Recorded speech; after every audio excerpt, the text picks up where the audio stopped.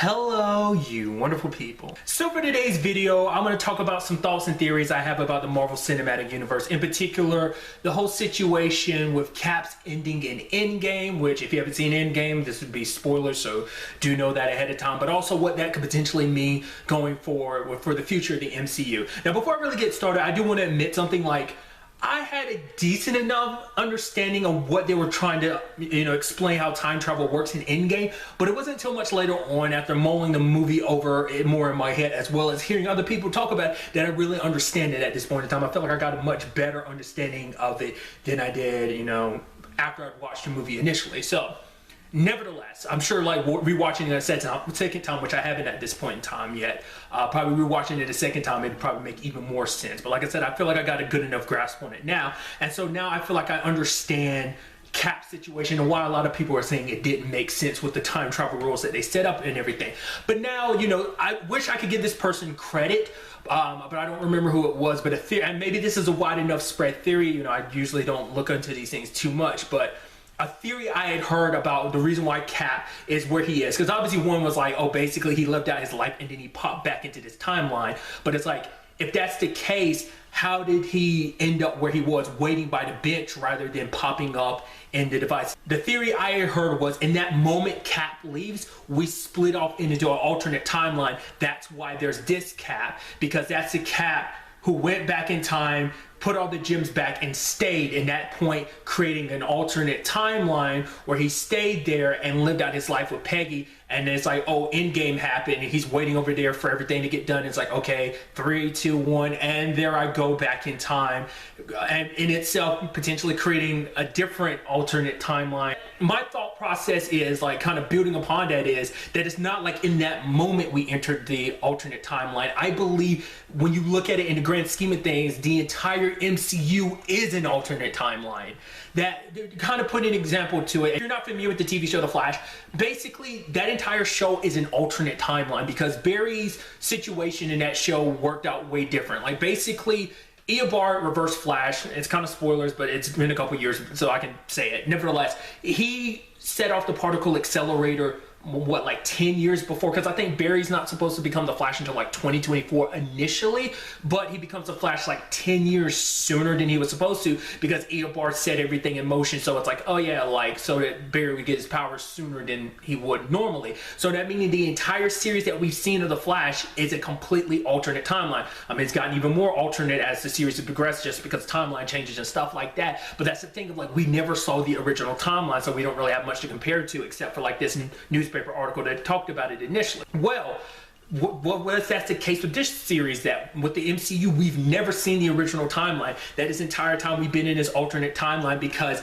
Endgame has already happened and Cap went back in time, creating an alternate timeline. So we've been living in it, so we never actually had to cut from him going at the end of Endgame to go back, put all the stones, didn't have to cut to show oh, there's an alternate timeline. I mean, it could just be a seamless thing. It could be that, but I'm thinking that means with everything playing out the way it did, we were living in an alternate timeline anyway. But then again, that begs the question of okay, so does that mean that this Cap went and created another alternate timeline, because this was already an alternate timeline? Is it a constant string of alternate timelines? Is kind of where my mind goes with that whole situation. So I'm not trying to say that I am smart or something, I came up with this. To be fair, there's probably plenty of people who've already come to this conclusion, but this is where my mind kind of came to on its own, just built on that one thought of alternate timelines and stuff like that, which is interesting kind of thinking about that, because it's is that something they're going to tackle at all? Because we do know that, once the thing is once again, explaining the time travel, well, like I said, now I kind of understand it better. It's obviously, they made a point. You change something in the past, it doesn't affect the present day. The future, it doesn't work like typical time travel. Hence why this situation is different from the Flash situation, because oh, history changed and stuff like that. But it's no, it didn't for this, because it's this is the way time was always meant to play out, and that's how it stays. There's no changing it just because you change the past. Just because Cap went back in time, it doesn't change his time period. It stays the same. So I'm thinking that's supposed to represent the fact is that nothing seems like it's too different, at least for now, means it's because it's an alternate timeline where it's oh yeah, I'm here and I've been here the entire time, just no one ever knew it. Because there's always been a conversation, a theory that other people have thrown up too. It's like, oh, he's got to be Peggy's husband, because we never saw his face throughout the entire MCU, so secretly he's been hiding out. I did hear something I thought was kind of interesting from Hyperhero. I think it was Hector and Augustine were kind of talking about they hope that, you know, Captain America is not that much of a dick of like he sees everything going on and is like, oh, here I am, I'm a, you know, sit on the sidelines because I know someone else. You know, they hope that Cap has, you know, because Cap is too much, he has too much honor and he's too much of a good person to just let bad stuff happen. Which isn't to say like, hey, while stuff was happening, he wasn't off doing good too. It's like, hey, I know the other me's handling things. I got to let things play out so things don't diverge too much in this timeline. Whereas at least maybe he wants to kind of keep things as much the same as possible in this timeline without creating even more disastrous ripple effects. That's something to kind of think about too. But maybe who's to say he hasn't made things better on its own? Maybe they just haven't been as big of events, you know, because it probably create, I mean, we don't know how paradoxes work. And I mean, obviously it's not that big of an issue because remember Cap fought himself and, you know, it turned into an explosion. So, you know, once again, depending on how the continuity of the Marvel Cinematic Universe handles paradoxes, like how they would even exist, if they even exist, because once again, that's kind of a thought process of like typical like time travel movies, so maybe that's not something that's applicable in this particular occasion, so that's something to think about as well. But the point I was making, like, of how this could potentially affect, obviously, the MCU going forward, because there's a whole thought process of like, okay, so there's the Disney Plus show, which is about Loki, well, obviously, like, with the way things have played out, because at first it's like, okay, so is this Loki at any other point in time in the MCU, which it could be, but the thought process is, let's not forget the Tesseract. And one of the times in 2012 when they went back in Endgame to get the Tesseract, ended up, you know, Loki ended up getting it and disappearing. Who's to say he didn't circle around and gather up all the other Infinity Stones in that particular timeline? I doubt it, but that in itself created an all new timeline, so it becomes a thing of like,